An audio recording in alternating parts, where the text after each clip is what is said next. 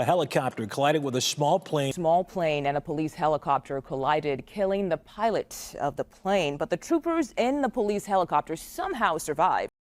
Paul Sokoloski was an emergency room doctor and an experienced pilot. On the evening of August 19, 2026, he was returning to Carlisle Regional Airport in Pennsylvania after a full day of flying.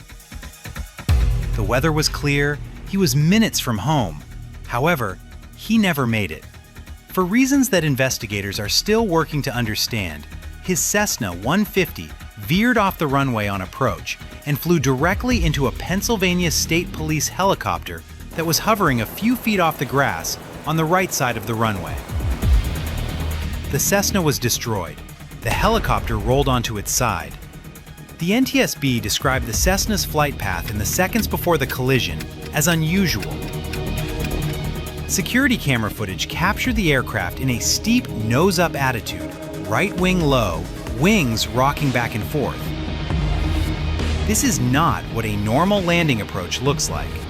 What was happening inside that cockpit is the central question of this investigation. This is the story of the collision at Carlisle Regional Airport. Paul Sokoloski worked in emergency medicine at Penn State Health in Hershey, Pennsylvania. He was 57 years old, and his home airport was Carlisle, about 12 miles from where he lived.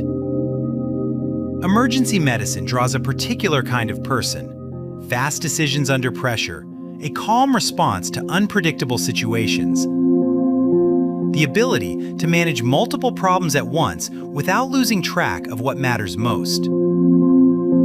These are the same qualities that make a good pilot. Sokoloski had been flying for years. He was experienced. Carlisle Airport was familiar ground. The day before the crash, he was at the airport conducting maintenance on the Cessna. Pilots who own their own aircraft often do their own maintenance, particularly the lighter tasks that fall within a certificated pilot's authority to perform. That maintenance is now one of the threads investigators are following, not because there is any current evidence it contributed to what happened, but because every change made to an aircraft before an accident is worth examining. He had been airborne for most of the day by the time he turned back north toward Carlisle. It was a Wednesday evening. The light would have been fading. He set up his approach to runway 28. He descended toward the runway on an August evening in Pennsylvania, with the sun getting low and the airport familiar below him. He had made this approach many times. He knew where everything was. Something then happened that nobody who has seen the security camera footage can fully explain. Carlisle Regional Airport sits in Cumberland County, Pennsylvania, about 120 miles west of Philadelphia and roughly 30 minutes southwest of Harrisburg. It is a public-use general aviation airport with one paved runway and the kind of steady, everyday traffic that small airports across the country see. Local pilots, private owners, training flights. There is no control tower. At an uncontrolled airport, there are no controllers, no radar, no authority to separate aircraft. Pilots coordinate on a shared radio frequency, announcing their positions and intentions, listening to what everyone else is doing. The system relies on pilots knowing where each other are and building an accurate picture from what they hear. The runway at Carlisle is designated runway 10/28, running almost due west.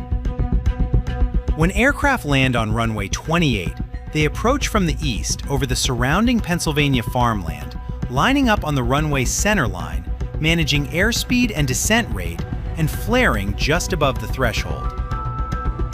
A Cessna 150 does this at roughly 60 to 70 miles per hour. The entire final approach from a few hundred feet takes less than a minute. No unusual terrain features, no complex approach procedures, and no instrument approach required on a clear evening.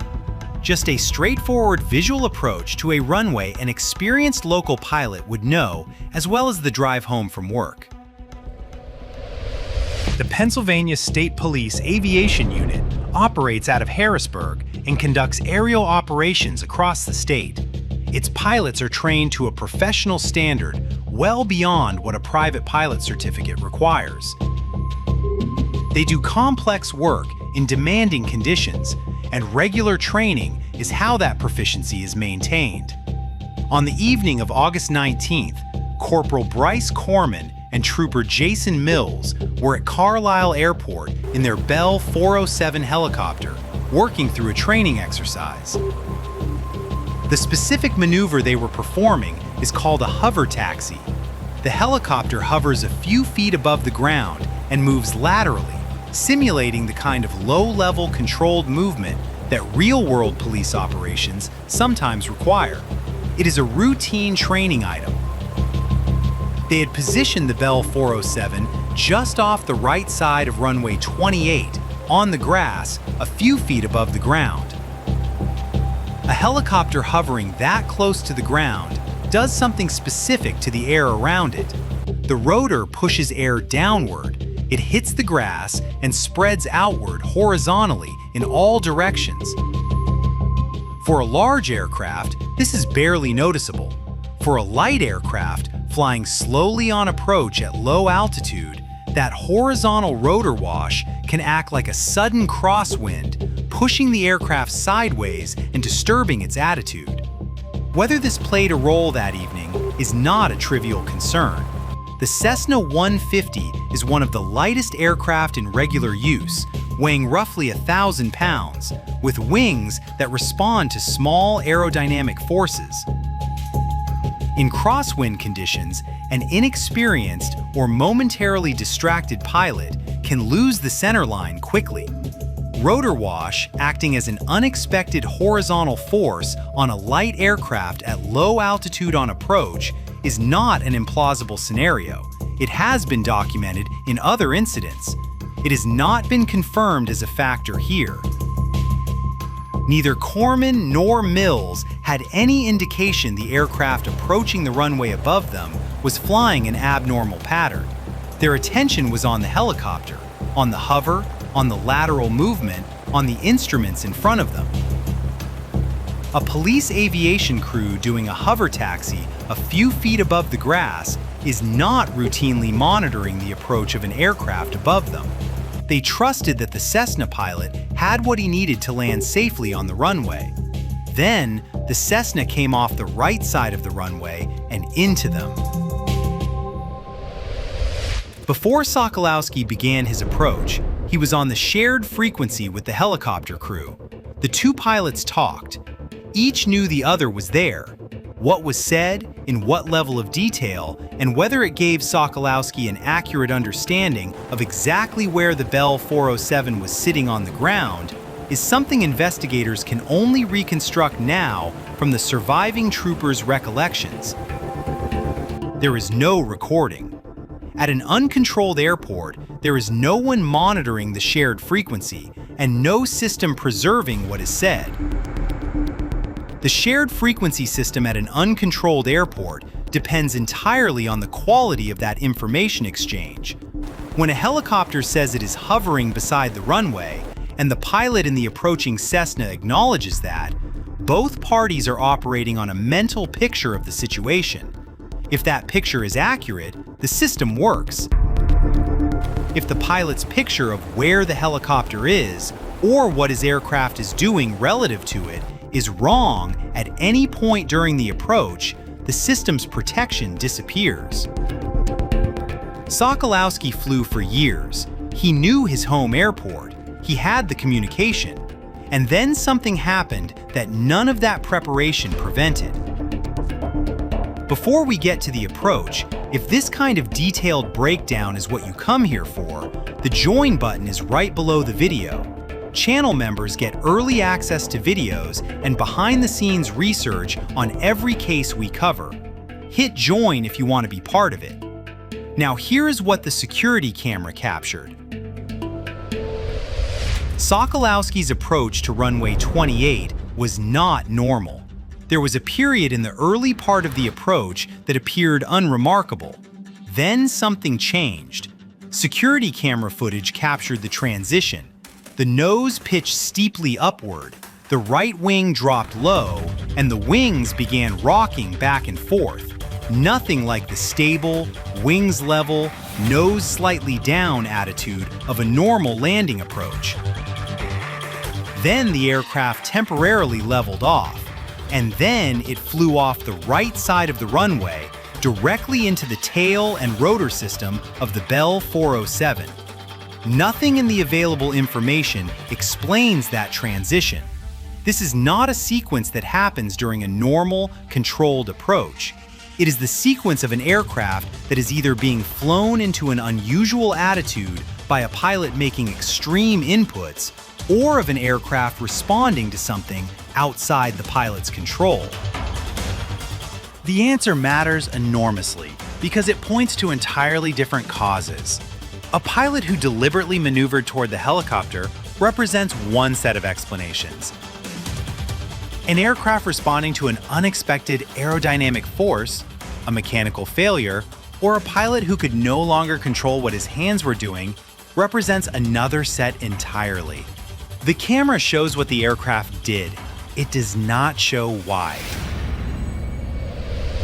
The Cessna 150 struck the tail and main rotor of the Bell 407 from behind. The Cessna was destroyed. A Cessna 150 is a light two-seat aircraft, and the spinning rotor of a Bell 407 carries significant energy. When the two structures met, the Cessna came apart into multiple pieces. The helicopter lost its main rotor blades. A helicopter without its main rotor has nothing generating lift. What it does have, mounted at the top of the fuselage, beneath where the rotor was, is the engine, transmission, and gearbox, extremely heavy components. Without the rotor to counterbalance that mass, the helicopter rolls. The Bell 407 went over onto its side. The crew had been only a few feet above the grass. The fall was short. The fuselage came down on its side, trapping both troopers inside the collapsed structure. Corporal Corman pushed out a window and worked through the collapsed structure to get both himself and Trooper Mills out of the overturned fuselage. A man named Lloyd Slusser was across the street from the airport mowing his mother-in-law's lawn when he heard the crash. He jumped a fence and ran toward the wreckage, reaching the scene before emergency services arrived. He found Paul Sokoloski down. First responders attended to him. Paul Sokoloski, 57-year-old emergency room physician and experienced private pilot, was pronounced dead at the crash site. Both troopers were taken to hospital with minor injuries. Acting Pennsylvania State Police Commissioner George Bivens described the crash as very violent, and he was right. The fact that both troopers survived is largely a function of how low they were when the rotor blades were struck. Both are expected to make a full recovery. The NTSB opened a full investigation. Aviation accident investigator Aaron McCarter led the team on the ground and held a press conference the day after the crash. McCarter described the investigation's framework as the man, the machine, and the environment. Under the man, Sokoloski's pilot certificate, medical certificate, and logged hours. His recent flight activity, including the training flight he completed that day before returning to Carlisle.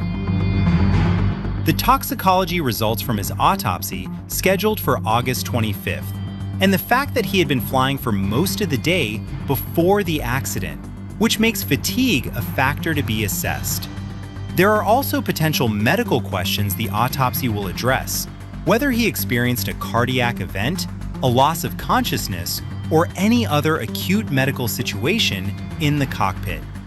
For an aircraft that exhibits a sudden steep pitch-up with a low wing and rocking wings on approach, medical incapacitation is one of the scenarios investigators consider.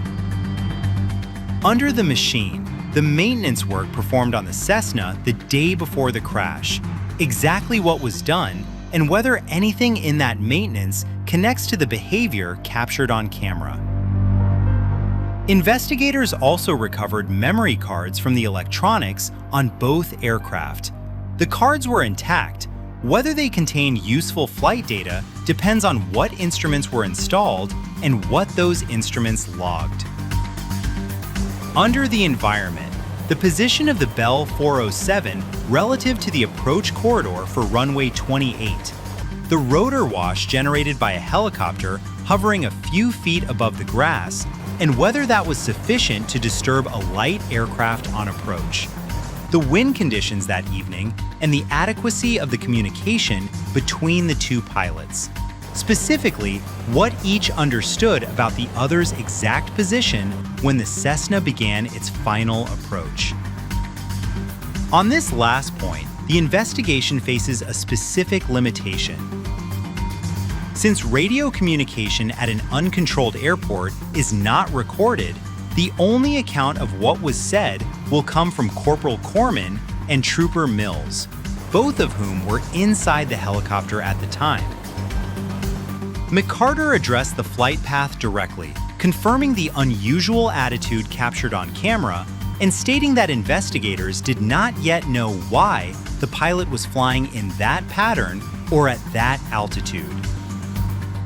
He also confirmed the two aircraft had communicated before the approach began, without speculating on what that communication contained or what Sokoloski understood from it. The wreckage was moved to a secure facility on August 21st for detailed examination. No probable cause has been determined. No preliminary report has been released. This crash arrived less than 2 years after one of the deadliest helicopter-airplane collisions in American history. In January 2025, a Black Hawk helicopter and an American Airlines regional jet collided during approach to Reagan National Airport in Washington, D.C., killing 67 people. That accident happened in one of the most controlled airspace environments in the country. Controllers were on duty. Radar was tracking both aircraft. Communication was active. None of it prevented the collision. Carlisle Airport had none of those layers, just two aircraft sharing a frequency and their own mutual awareness. A Cessna on final approach and a helicopter in a hover taxi are doing fundamentally different things in the same airspace. One is descending on a fixed path at low speed toward the runway.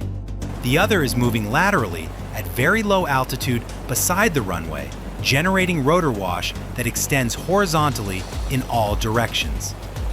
At an uncontrolled airport, the only thing keeping them separated is what each pilot knows about where the other one is. On August 19th, that knowledge was apparently not enough. For the helicopter crews, this is an ordinary training day. For a fixed-wing pilot approaching that airport, a police helicopter hovering a few feet off the grass beside the runway may be an unexpected and unfamiliar presence. The investigation will tell us what happened in that cockpit in the final seconds of the approach. The NTSB will release a preliminary report within 30 days, establishing the known facts and the investigative direction. The final report typically follows within a year to 18 months. When the preliminary report is released, we will be back with the full breakdown. Subscribe and turn on notifications so you are here when that drops. The two pilots had communicated before the crash. Does that change how you think about what went wrong? And do you think uncontrolled airports need different protocols when police helicopters are conducting training alongside regular landing traffic? Tell us in the comments, and we will see you in the next one.